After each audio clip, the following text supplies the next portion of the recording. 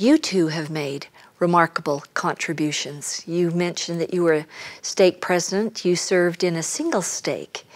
And with all of the growing emphasis on singles in the church and even in society, what counsel do you have for people who are forging a life and shaping a career on their own?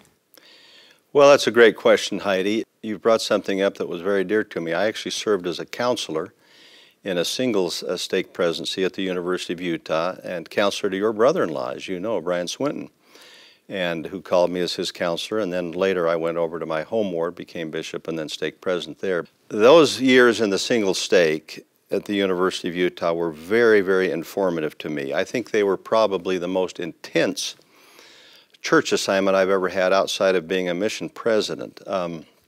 Young people, single people, away from home. Our ward at the university was comprised, our stake, largely of those who lived in campus housing and were from out of town, and so they needed and sought a lot of advice and counsel. And I think that if you really had to boil it down to some very basic things, it would be learn what your values are.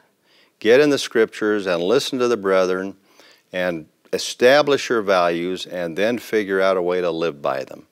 And you're going to make some mistakes. You're going to get off track. We all do and did.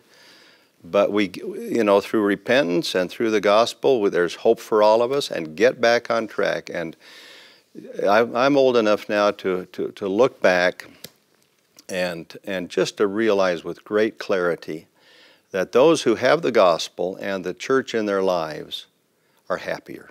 They're more content. They're not trouble-free. They still have the same challenges that we all have. We all have our challenges. But somehow there's a perspective that comes through living the gospel that gives us peace and gives us happiness and gives us contentment that others don't have.